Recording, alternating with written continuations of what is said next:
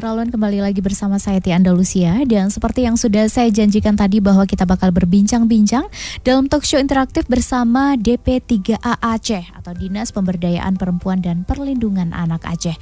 Dan tema hari ini adalah UPTD PPA dan pemenuhan hak korban KTPA 16 hari anti kekerasan terhadap perempuan. Dan Syederalun, untuk Anda yang ingin berinteraksi silakan via telepon dan juga WhatsApp di 0811 68 90 20 atau Syederalun Anda juga bisa menyimak via streaming di www.serambifm.com atau via Facebook di Facebook Radio Serambi FM Banda Aceh, Facebook serambinews.com, Facebook Serambi On TV dan seluruh Facebook Serambi Group. Karena saat sekarang ini kita sedang live. Dan untuk Anda yang ingin bertanya juga bisa via kolom komentar di Facebook kami.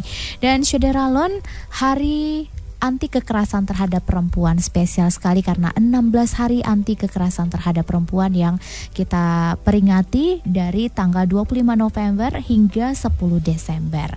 Dan Syederalun, saat sekarang ini sudah hadir di studio Serambi FM narasumber kita. Yang pertama ada Ibu Irmayani Ibrahim, Kepala UPTD PPA Aceh. Assalamualaikum Bu Irma. Waalaikumsalam warahmatullahi wabarakatuh. Oke, Bu Irma bisa didekatkan sedikit mic-nya ya. Oke, selamat datang di studio Serambi FM, Bu Irma. Ya, terima kasih banyak atas undangannya. Oke, Bu Irma sehat ya? Alhamdulillah. Di sela-sela kesibukannya sudah menyempatkan diri ke studio Serambi FM, luar biasa. Dan selanjutnya narasumber kita adalah Ibu Ani Darliani dari Majelis Balai Syura Urung Inong Aceh. Assalamualaikum Bu Ani. Waalaikumsalam. Apa kabar? Alhamdulillah. Ya, didekatkan lagi mic-nya ya. Biar kita lebih enak dan Syederalun bisa lebih jelas mendengarkan suara dari narasumber kita yang cantik-cantik dan luar biasa ini. Punya power semua nih ya. Oke, untuk Anda Syederalun yang sekali lagi saya informasikan untuk Anda yang ingin berinteraktif bisa via telepon dan juga WhatsApp di 0811 68 90 20. Baik Syederalun, langsung saja saya mau ke Ibu Ani terlebih dahulu. Nah Bu Ani, ini sebenarnya apa sebenarnya peran dan juga fungsi dari UPTD PPA? Seperti kita ketahui bahwa maksud kami Ibu Irma. Ya, UPTD PPA ini kan unit pelaksana teknis daerah perlindungan perempuan dan anak gitu ya. Silakan Bu Irma untuk menjelaskan peran dan juga fungsi dari UPTD PPA ini. Silakan Bu. Baik, terima kasih Syederalun semua yang berada di mana saja.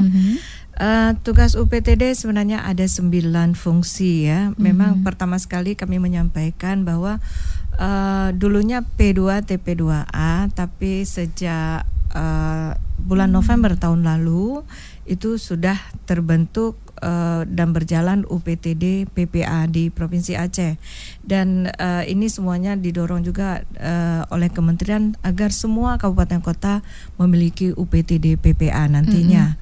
Nah, fungsinya yaitu yang pertama adalah menerima layanan pengaduan ya.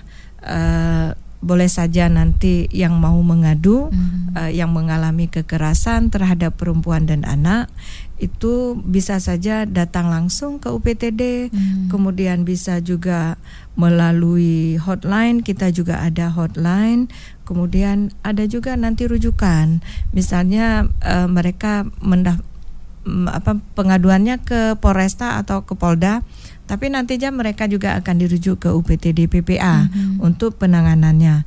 Dan yang kedua itu adalah fungsinya melakukan penjangkauan terhadap korban, di mana mereka sudah mengadu, kita akan melihat kondisi dan penjangkauan di lingkungan korban itu, kemudian melakukan pengelolaan kasus, ya, mulai dari awal sampai berakhirnya kasus itu, kemudian penampungan sementara, mediasi, pendampingan kesehatan juga, kita membantu proses kesehatan, kemudian kita juga memberi bantuan proses hukum, dan yang terakhir pemulihan psikologi.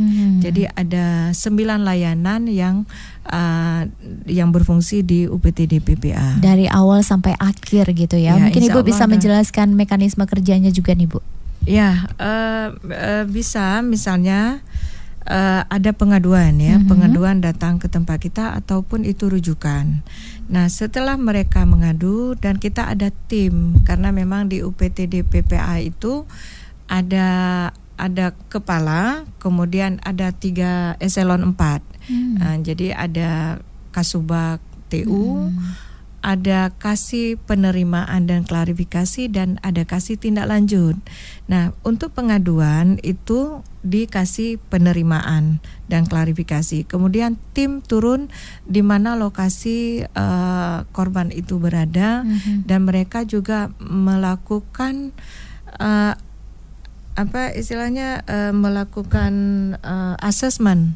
melakukan asesmen apa yang dibutuhkan oleh korban itu nantinya. Setelah melakukan asesmen baru ketahuan, oh ini butuh bantuan hukum atau ini butuh bantuan psikolog. Nah, kemudian dia diberikan bantuan, dan dari seksi penerimaan itu baru dilanjutkan ke seksi tindak lanjut untuk pendampingan dan proses apakah mereka perlu mediasi saja, ada juga yang hanya sampai mediasi kemudian selesai, kemudian ada juga pemulihan psikolog. Nah, ini yang agak lama sedikit. Ya. Oke, jadi memang mekanismenya seperti itu, dan tentunya UPTD PPA ini terus mendampingi para korban atau juga para saudara loan yang ingin melakukan pelaporan gitu ya. Dan insya Allah nanti bakal ditangani, dan tentunya ada asesmen atau juga nanti ada penyelidikan juga ya tentang kasus tersebut. Baik, dan saya mungkin sedikit lagi, silakan Bu. Kita juga tidak hanya bekerja sendiri, kita juga harus bekerja sama dengan lintas sektoral, misalnya dengan dinas sosial, kemudian dengan Kementerian Sosial, dengan Baitul Mal, Polda, dan juga dengan lembaga-lembaga sosial lainnya. Oke, ini kebetulan juga ada dari lembaga sosial masyarakat juga ya, lembaga swadaya masyarakat juga nih, ada Ibu Ani Darliani dari Majelis Balai Syura Urung Inong Aceh. Seperti kita ketahui bahwa Majelis Balai Syura Urung Inong Aceh ini kan concern banget terhadap perempuan gitu ya. Mungkin bisa dijelaskan terlebih dahulu mengenai concernnya Balai Syura Urung Inong Aceh ini seperti apa?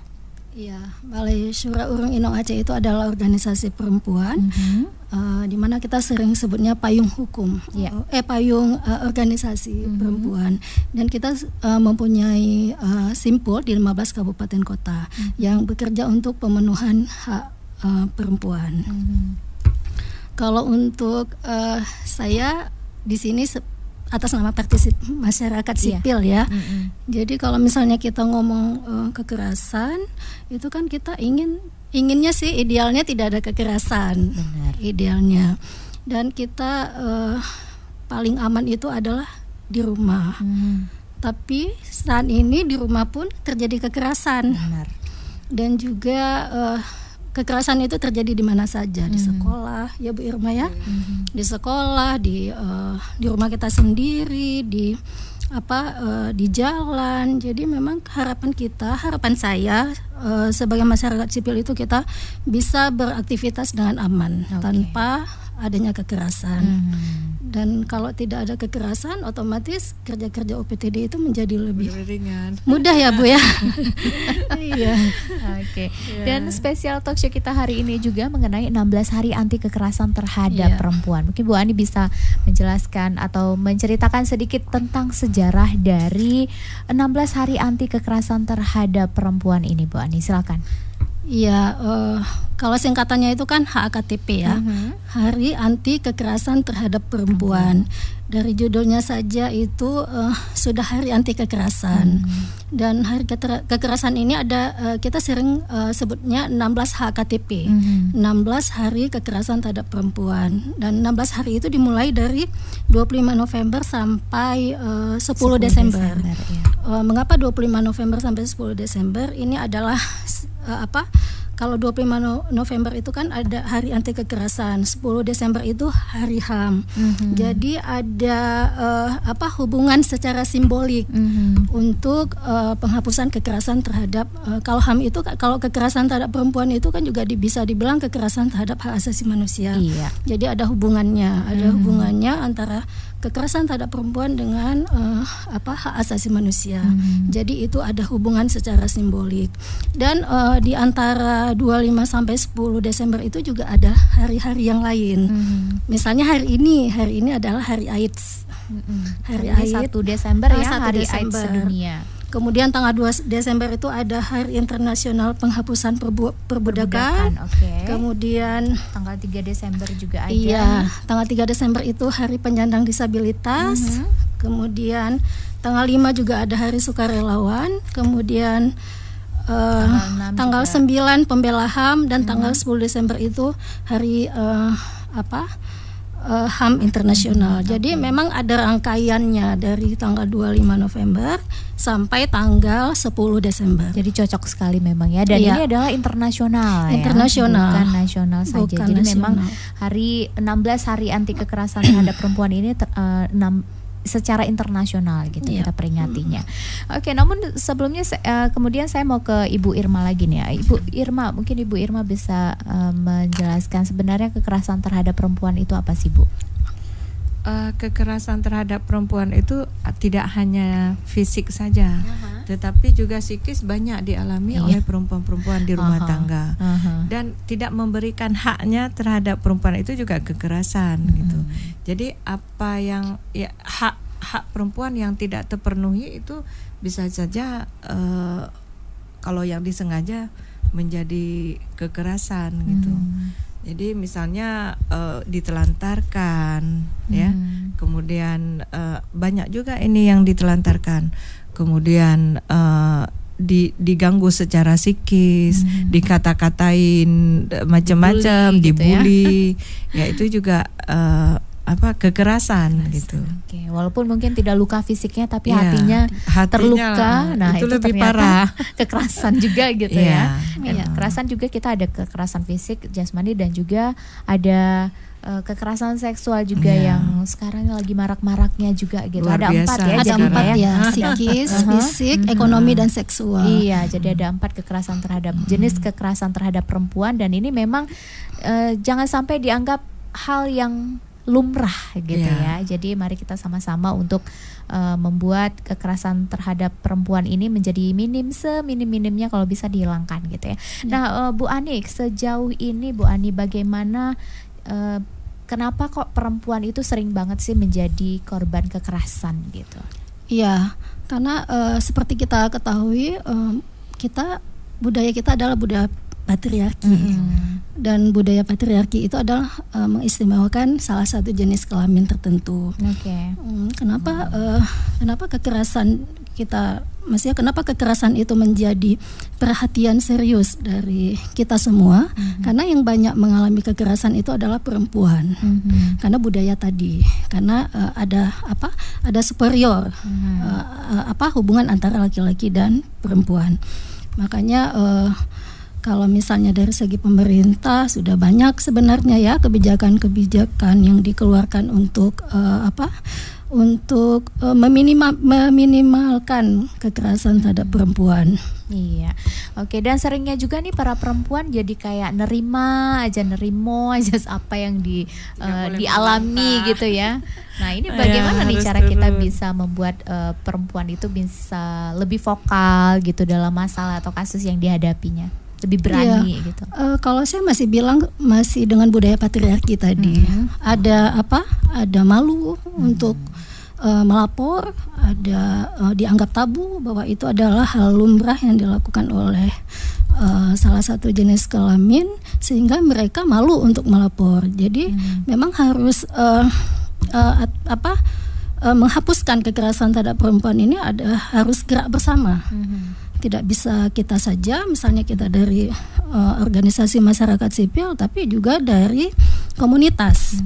Karena karena kan kita hidup di kampung, kita hidup di komunitas, jadi komunitas itu paling berperan untuk mengkampanyekan sosialisasi kekerasan terhadap perempuan. Kalau ada kekerasan seperti ini yang harus dilakukan, atau di komunitas itu ada pendamping-pendamping yang mendampingi korban supaya mereka berani untuk melapor apa yang mereka alami. Oke, luar biasa. Baik, Saudara Lun, untuk Anda yang ingin bergabung silakan di 0811 689020 bisa telepon maupun WhatsApp. Kita bakal kembali lagi dalam talk show bersama DP3A Aceh, namun sebelumnya kita simak dulu pesan-pesan berikut ini.